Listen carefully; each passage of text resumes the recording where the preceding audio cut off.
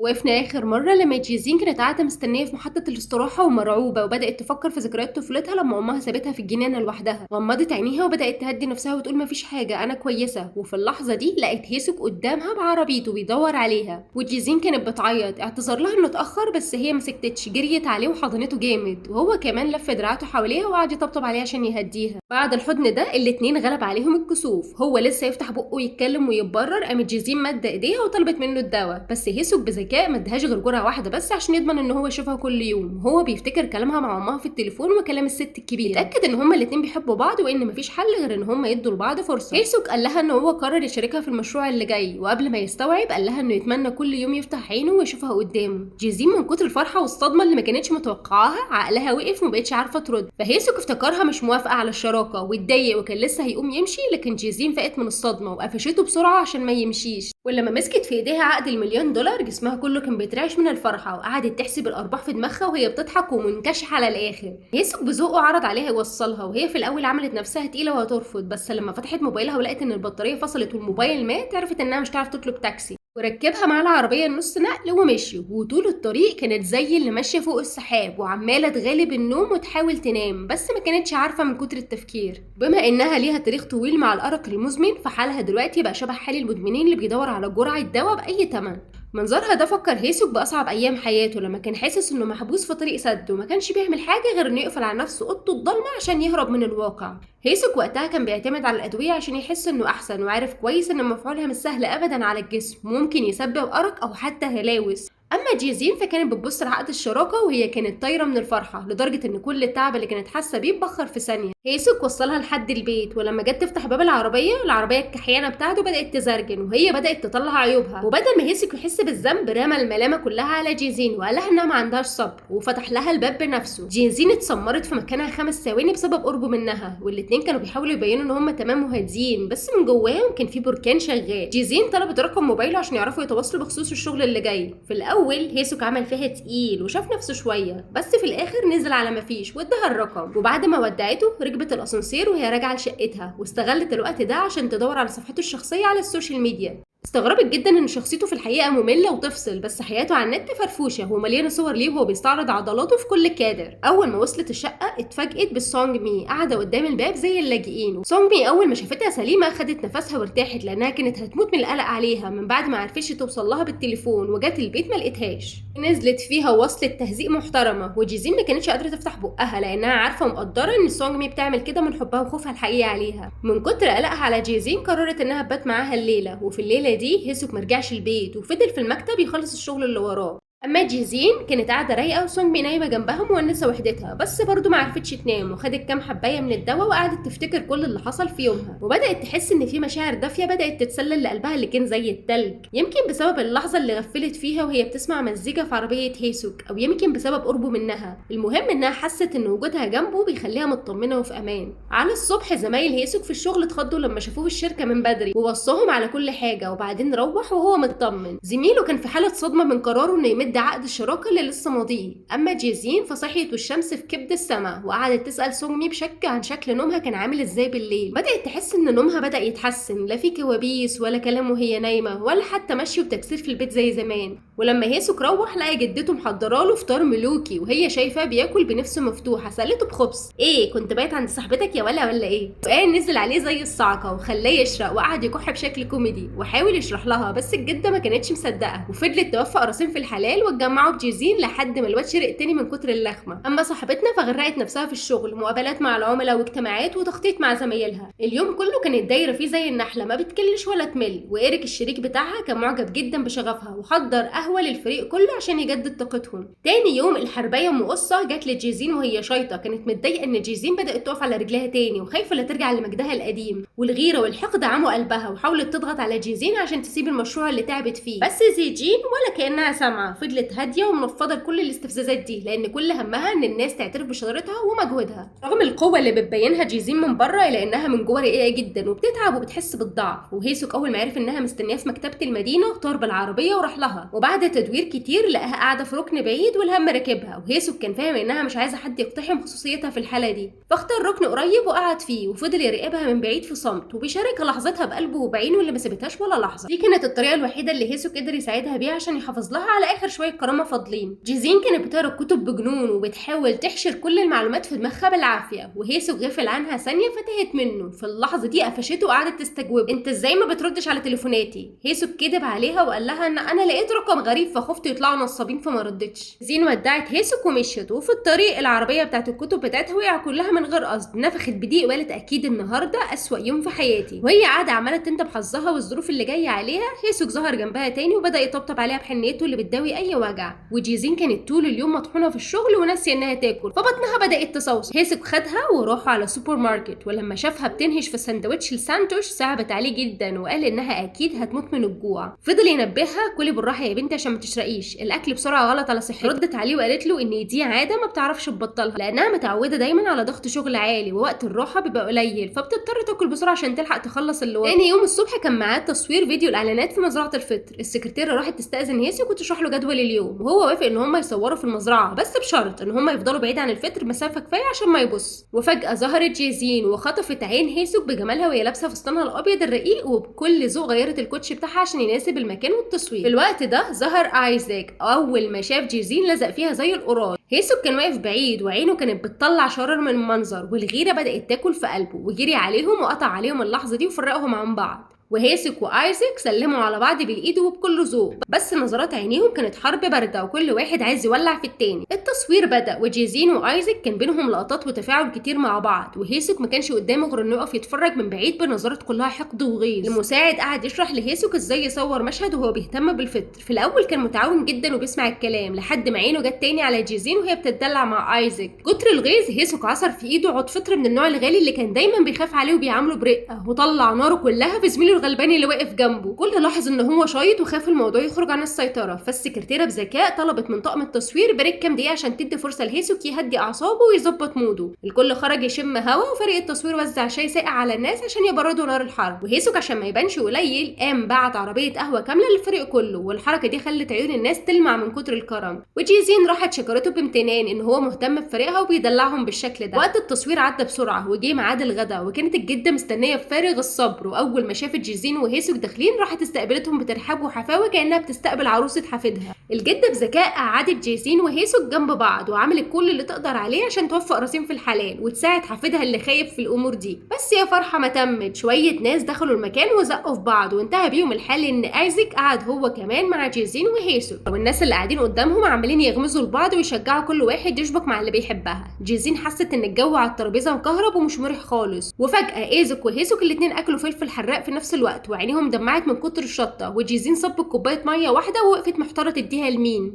هما الاتنين بيموتوا من الشطه، وهنا بقى ايزاك طلع مهارته في التمثيل وعمل فيها الغلبان ولطش الكوبايه بسرعه وشربها، وهيسوك ملقاش حل غير انه يصب لنفسه وهو مقهور وبقه كان بيحرقه من الشطه. بالليل جيزين وصلت ايزاك وهي بتتمنى ان تعاونهم ده يكسر الدنيا، وبعدين رجعت لهيسوك عشان تساعده في الشغل، بس هو رفض وهو مقموس. جيزين سالته بفضول: ايه اللي خلاك توافق اننا نصور في مزرعتك وتخرج بره منطقه الامان بتاعتك؟ رد عليها بكلمه واحده هزتها: عشانك انتي الاستثناء الوحيد اللي خلاني اوافق. جيزين سالته عن ميعاد مقابلتهم الجايه، فقال لها ان هو اللي هيروح لها لحد البيت. وبعدها بدا انتاج برفيوم جيزين بكميات كبيره، وهيسوك راح الشركه مع ايزاك عشان يجربوا المنتج. في نفس الوقت جيزين استلمت نتائج الاختبارات وطارت من الفرحه لما عرفت ان ابنها الروحي او المنتج بتاعها يعني بدا يلقى قبول عند الناس. ومن وقتها بقى كل يوم الساعه 9 بالليل هيسوك يروح يقف قدام باب بيت جيزين عشان يديها جرعه الدواء بتاعتها. سعادته الحقيقيه كانت بتتلخص في انه يشوفها كل يوم قدام عينيه، والنهارده هيسوك لاحظ ان جيزين اتاخرت عن ميعادها، راح لها يطمن اطمن عليها ولقاها شايله كميات ورق وملفات فوق طاقتها، والورق عمال يقع منها في كل حته، وهيسوك مد ايده وساعدها عشان تلم الورق اللي اتنطور ده. جيزين شكرته كالعاده وخدت منه جرعه الدواء بتاعتها ومشيت، وهيسوك كان جواه نار وغيظ من الطريقه اللي جيزين دفنه بيها نفسها في الشغل وبتيجي على صحتها وشبابها، بس في نفس الوقت كان حاسس بالعجز لانه شايف انه ملوش اي صفه ولا حق انه يتدخل في حياتها او يفرض رايه عليها. وقدام بيت جيزين كالعاده الوقت عدى وفات ميعادها بكتير وهي لسه ما رجعتش، وده خلى هيسوك القلق ياكل قلبه. فجاه افتكر اكل كفته الاقحوان اللي هي بتحبها، فقرر يروح يشتريها لها من السوبر ماركت وهو مستنيها. وهناك كانت المفاجاه، لقى جيزين واقفه وعماله تلم في مشروبات الطاقه وقهوه وبسكوت طاقه، باين عليها ناويه تقضي الليله طحن في الشغل مع زمايلها من غير نوم. جيزين لما اتقفشت متلبسه حست بالذنب وبقت مش عارفه تودي وشها فين، وقعدت تعتذر لهيسوك انها ما بلغتوش انها مش محتاجه جرعه الدواء النهارده لان الشغل فوق دماغها وهتضطر تسهر طول الليل عشان تخلص. هيسوك اتضايق وشاف انها بتهمل صحتها بالزياده، وبكل حزم امرها انها تمشي وراه. وجيزين لما شافته زعلان فضلت تبرر وتقول له انها ارتاحت كتير الايام اللي فاتت ومفيش قلق. هيسوك خدها المكان قريب من بيتها، هادي ونقي وفيه ريحه ورد وبيكشف المدينه كلها بالليل. الاتنين دول شايلين نفس الهم وفاهمين بعض، وهيسوك دايما كان جنبها وقت حاجتها وفضل ينبهها ان الشغل له حدود ولازم ترحم نفسها. الليله دي جيزين غرقت في الشغل لان بكره ميعاد اعلانها المهم، وهي شخصيه بيرفكت بتحب كل حاجه تطلع بالمسطره. تاني يوم الصبح ايزك راح محل مجوهرات واشترى عقد غالي لجيزين عشان تلبسه في مشروعهم الجديد. الناحيه التانيه هيسوك كان شغال بجد في المعمل وفجاه اكتشف كارثه، لقى بكتيريا في عينه البرفيوم اللي جيزين هتطلعه. رغم انه كان خايف على مشاعرها بس كان لازم يبلغ بالخبر الوحش ده عشان مفيش حد يتأذي من المنتج. طار بالعربيه وراح للمكان اللي جيزين بتحضر فيه للبث المباشر بتاع الاعلان، ومساعده وبلغ ايزك بالخبر. وهيسوك لما وصل لقى الاسانسير اتاخر وهو ما معهوش كارنيه دخول، فما بقاش قدامه غير انه يطلع على السلم وجري عشان يلحقها. وبعد تعب ومجهود لقاها وبلغها بالنتيجه الصادمه، بس رد جيزين كان مفاجئ وقالت له ان النسبه دي لسه في حدود الامان. هيسوك قعد يشرح لها ان البكتيريا دي بتزيد وبتنتشر كل يوم، والنهارده لو النتيجه في الامان فبكره محدش عارف هيحصل ايه. سالها بحده هل يرضيكي تبيعي المنتج لناس عباره عن قنبله بكتيريه مؤقته ممكن تنفجر في وشهم في اي وقت؟ ورغم محاولاته جيزين كانت مصممه تبدا البث المباشر وهو فشل انه يقنعها. دخلت جيزين الاستوديو وسلمت على الجمهور، وبدل ما تعلن عن المنتج فجرت مفاجاه وقالت ان مفيش برفيوم هينزل السوق. اعتذرت لكل الناس اللي كانوا مستنيينها وقالت انها رغم ثقتها في ريحه البرفيوم بتاعها بس لسه مش واثقه فيه بنسبه 100%، وعشان كده ضميرها ما يسمح لهاش انها تبيعه للناس، وعدتهم انها هترجع اقوى من الاول. كبار المسؤولين في الشركه لما شافوا اللي حصل شاطوا من الغضب واعتبروا انها بتضيع فلوس وموارد الشركه على الارض، وراحوا هجموا عليها بالانتقادات. وجيزين وقفت قدامهم بكل قوه وقالت انها عملت الصح عشان تحمي الزباين وانها مستعده تشيل المسؤوليه كامله عن قرارها. خرجت جيزين من الشركه وهي زي التايهه وفاقده الروح، حلمها اللي تعبت فيه ضاع في لحظه. وفي الوقت ده هيسوك ظهر واخدها في حضنه وقعد يطبطب عليها بحنيه كانه بيقول لها لو العالم كله قسي عليكي انا هنا موجود وعشانك ومستعد اقف ضد الدنيا كلها. هيسوك وصل متاخر وملقاش قدامه غير انه يبص عليهم بحسره وهي في حضن منافسه. هيسوك وجيزين قعدوا يتكلموا كتير، ولما حس انها بدات تفوق من صدمتها وتستعيد روحها بدا يهزر معاها عشان يضحكها. وفي الناحيه التانيه ايزك راح للمصنع وواجه مدير الجوده بخصوص البكتيريا. المدير قعد يبرر ويقول ان النسبه عاديه وان هيسوك وجيزين بيكبروا الموضوع، بس ايزك ما سمعش كلامه وامر بوقف الانتاج فورا. ميتشلين كلمت ايزك وهي بتزعق وبتحقق معاه ليه الانتاج وقف والاعلان اتلغى، وهو يحاول يهديها بوعود وكلام معسول. تاني يوم في الشركه العيون كلها كانت على جيزين ونظراتهم فيها تقييم وكلام مكتوم، وكبار المسؤولين بداوا يتناقشوا مع ايزك عشان يغيروا جيزين ويجيبوا حد تاني. وطبعا الحربايه ام قصه استغلت الفرصه عشان تدوس على جيزين وبتخلص عليها خالص، خصوصا ان هما مش بيطيقوا بعض من زمان. ايزك لقى نفسه محشور في النص، الشركه فوق كتافها امبراطوريه وعمال بالالوف وكل اللي يهمهم هو المكسب وبس، وتغيير المذيعه مش فارق معاهم في حاجه. ايزك كان عايز يساعدها بس ما كانش في ايده حاجه يعملها، وهيسوك كان عارف ومتاكد ان الشركه عشان تلم الفضيحه مفيش قدامها غير انها تضحي بجيزين وتخليها هي كبش الفدا. مسؤولين في الشركه ما كدبوش خبر وطلعوا في مؤتمر صحفي وقالوا ان البرفيوم اتجرب 100 مره ونتيجته زي الفل، وان اللي جيزين عملته ده كان مجرد تصرف فردي ومن دماغها هي. وطبعا الكلام ده خلى السحر ينقلب على الساحر والراي العام اتقلب ضد جيزين وبداوا يهاجموها هجوم شخصي عنيف. رسايل الشتيمه والهجوم نزلت عليها زي المطر وتليفونها ما بيسكتش من كتر الرن. ابو جيزين شاف اللي بيحصل لبنته في التلفزيون وقلبه وكلها عليه، قعد يتصل بيها وهي ما بتردش، فكر يكلم امها يشوفها بس في الاخر رجع في كلامه. اما هيسوك فكان هيموت من القلق عليها وعمال يتصل ويعمل يبعت رسايل وهي برضه مفيش ولا حس ولا خبر. خاف لا يكون حصل لها حاجه وحشه، فجري لصاحبه وبعك يستلف منه التليفون وقال يمكن لما تشوف رقم غريب ترد وتطمنه عليه. كتر الرسايل تليفونها فصل ومات خالص. حطيته على الشاحن واول ما شحن فتحت لقت كميه رسائل وتحقيقات من ناس ومن الصحافه تخلي العقل يطير ومبقتش عارفه تحل العقده دي منين. في اللحظه دي هيسوك اتصل ومن كتر لهفته وقلقه قعد يتكلم بسرعه البرق وما ادهاش فرصه تنطق بكلمه. جيزين كانت مبسوطة لما حست بلهفته وقلقوا عليها وطمنته انها كويسة. وتاني يوم هيسوك راح لإيزك والاتنين مسكوا في خناق بعض بسبب اللي حصل لجيزين. إيزك قعد يلوم هيسوك وقال له ان هو كان متسرع لما جري وقال لها موضوع البكتيريا ولبسها في الحيطة وخلى سمعة الشركة تضيع. وإيزك صمم ان جيزين لازم تكمل في تقديم الاعلان اللي جاي لنفس المنتج، بس هيسوك كان عارف ان جيزين ست ب100 راجل وعندها مبدأ ومستحيل تبيع للناس حاجة هي عارفة انها مش آمنة. وجه اليوم الموعود. جيزين راحت الشركة عشان مجلس التأديب وكبار المسؤولين قعدوا يحدفوها بالاتهامات وقالوا ان بسبب تصرفها الطايش ده الشركة خسرت مليارات والسمعة اللي بنوها في سنين هي ضيعتها في ثانية. وفي الاخر وبكل برود اعلنوا قرارهم النهائي: انتي مطرودة. جيزين ما كانتش مصدومة قوي من القرار ده، كانت فاهمة اللعبة كويس وعارفة ان في صراع المصالح هي اللي هيتم التضحية بيها وتترمي بره. بس رغم كل ده جيزين ما كانتش ندمانة وكانت واثقة انها عملت الصح ومشيت ورا ضميرها عشان تحمي الناس وتقدم لهم منتج آمن. قاعة الاجتماعات وخرجت بكل كبرياء ومن غير ما تنطق بكلمة واحدة. لمت حاجتها وخرجت من الشركة وراحت فورا على المستشفى، وهناك دكتور الأمراض النفسية كان صريح معاها جدا وقالت لها إن حالتك بقت في خطر ولازم تغيري أسلوب حياتك وما ينفعش تفضلي تعتمدي على الأدوية طول العمر عشان تعالجي مشكلة المشي وهي نايمة. رجعت جيزين البيت وهي جثة همدانة ولقت قدامها أكتر وش ما كانتش عايزة تشوفه: أمها دخلت البيت وبدأت تتفحص كل ركن بفضول، وجيزين كانت حاسة إنها متراقبة ومخنوقة. افتكرت إن أمها جاية تشمت فيها بعد ما اتطردت فما سمعتش منها حاجه وقالت لها واحده سابت بنتها وهي صغيره مستنيه منها ايه غير الشماته. الام طلبت منها تسيب شغل الاعلانات ده وتهتم بصحتها بدل ما هي بتموت نفسها في الشغل، بس جيزين طردتها وهي شايفه ان امها بتمثل دور الام الحنينه مش اكتر. في الناحيه التانيه هيسوك كان دافن نفسه في المعمل ليل نهار عشان يساعد جيزين، وصاحبه لما شافه في الحاله دي وكان قاطع الاكل جروا بالعافيه عشان ياكلوا لحمه مشويه. بس هيسوك ما كانش له نفس لاي حاجه وفضل يشرب بغل، وصاحبه حاول يهديه ويقول له ان اللي فات مات ولازم يبطل يعذب نفسه على غلطات الماضي.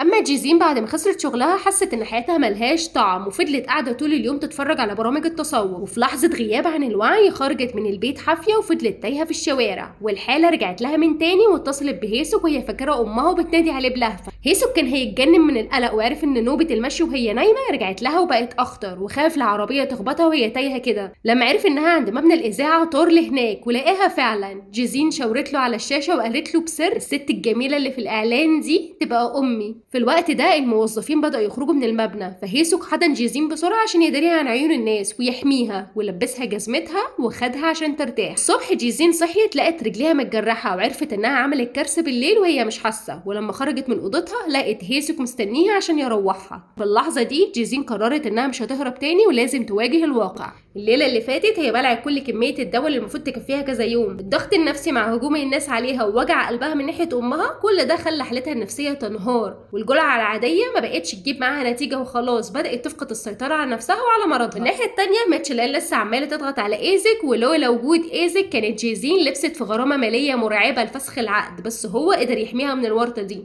اول ما جيزين بدات تفوق لنفسها شويه هيسوك خدها على بلده بعيد عن دوشه المدينه، والجده اول ما شافتها قلبها اتوجع على جيزين. كام يوم بس وشها بقى شاحب وجسمها بقى نحيف لدرجه تخوف. هي في المطبخ بتجيب اكل اغمى عليها وخدوها وراحوا بيها على المستشفى. الدكتور طمنهم وقال انها مجرد حاله سوء تغذيه مع جفاف حاد، بالاضافه للارق المزمن اللي هرج جسمها ووصلها لمرحله الانهيار دي. وصاهم انها لازم ترتاح وتاكل كويس جدا. ولما جيزين صحيت الكل فرح وبداوا يخططوا يعملوا لها حفله استقبال كبيره، بس فجاه غيروا رايهم. كل واحد فيهم بدا يطلع بحجج عشان يرفض ان جيزين تبات عنده، وطبعا دي كانت تمثيليه عشان يفضوا الجو للاتنين ويدوهم فرصه يقربوا من بعض اكتر. هيسوك خد جيزين لبيته الهادي بيت الاستشفاء بتاعه وقال لها بكل ثقه: طالما انت في منطقتي يبقى تسمعي كلامي في كل حاجه. جيزين كانت لاول مره تكون قريبه من هيسوك بالشكل ده فكانت مرتبكه، ولما عزمها تطلع تتنطط على السرير شويه عشان تفك عقلها سرح لبعيد وتخيلت حاجه تانية خالص. هيسوك عمل لها حفله عشاء صغيره ورايقه عشان يرحب بيها، وطول الاكل جيزين كانت نازله فيه اسئله ليه وازاي، لدرجه انه ما كانش ملحق يرد فطلب منها تركز في الاكل وبس. وجيزين بدات تدخل في اجواء الهدوء النفسي. وده معناه انها لازم تبعد عن الموبايل والسوشيال ميديا خالص. وبعد الاكل هيسوك خدها عشان يتمشوا شويه ويهضموا الاكل في وسط الطبيعه. جيزين بدات تحس بقيمه الحياه الحقيقيه في المكان الهادي ده. وفي الوقت ده ميتشلان بعت الجواب لايزك بتأمره يرجع فورا. وايزك كان حاله يغم وحاسس ان الشركه وميتشلان متمكنين من حياته ومسيطرين عليه بزياده. اما جيزين فبعد ما خدت دش مريح لقت هيسوك محضر لها مفاجاه، جدول كامل من الاستشفاء النفسي، ووعدها انها بعد الفتره دي هترجع للحياه بقلب حديد وصحه زي الفل. ومن النجمه هيسوك بقى يجرجرها عشان يجروا سوا وسط الجبال، وبقى مهتم بكل تفصيله في يومها من اكلها لنومها، لدرجه ان هو ملى البيت بورد اللافندر عشان ريحته بتساعد على النوم. وحتى الايس كريم جابوا لها بطعم اللافندر، والصابون بريحه اللافندر، كل حاجه بقت باللون البنفسجي. وبالليل كان بيشغل لها مزيكا بترددات معينه عشان تغرق في النوم. وفي ليله جيزين صحيت قبل الفجر وهي عطشانه وخرجت تشرب، لقيت هيسوك قاعد بيعمل حاجات غريبه في البيت وشكله تعبان. وفجاه لقيته ماسك منشار وعايز يقطع رجل الترابيزه. الفضول غلب الخوف وقعدت تراقبه من بعيد. تاني يوم هيسوك سحلها معاه في الجري كالعاده، وهي كانت بتنهج وخلاص هتموت وتقف، بس هو ما كانش بيرحمها. طول اليوم جيزين كانت مقتوله تعب وكانت عايزه تنام بس مش عارفه، فخرجت تجيب ميه عشان تاخد الدواء. لقيت هيسوك قاعد بيقرا كتاب، راحت قعدت جنبه ومن كتر التعب غفلت ونامت على كتفه. وفضل هيسوك طول الليل شايلها لحد ما دراعه نمل وما بقاش حاسس بيه. اما الصبح جيزين كانت مكسوفه جدا فجريت على اوضتها وعملت نفسها لسه صاحيه، وهيسوك بلغها ان هو رايح المعمل ووصاها تسمع الكلام وهي لوحدها. جيزين زهقت وقررت انها تنظف البيت، بس اكتشفت ان البيت ما كانش فيه ولا ذره تراب. وفجاه لقت هيسوك حاطط لزق واقي على كل الزوايا الحاده في البيت، وعرفت ان هو عمل كده عشان يحميها لو قامت تمشي وهي نايمه وما تتخبطش. وهنا جيزين فهمت انها كانت ظلماه، وان كل ركن في البيت ده فيه لمسه حب واهتمام منه. اصلا الراجل اللي بيحب بجد هو اللي بيدي وقته للي بيحبها. وبالليل هيسوك رجع متاخر ولقى جيزين نايمه على الكنبه، وراح عدل لها نومتها وغطاها بحنيه. وفجاه جيزين صحيت وبدون مقدمات قامت بسته، قالت له انها افتقدته جدا. وهيسوك اتمسمر في مكانه 5 ثواني من الصدمه. اما جيزين المتهمه فنامت تاني ولا كانها عملت حاجه. وبكده يكون الجزء ده خلص. ما تنسوش تشتركوا في القناه عشان تستنوا الجزء اللي جاي في اقرب وقت. ومن هنا لحد الحلقه الجايه اشوفكم على خير، باي.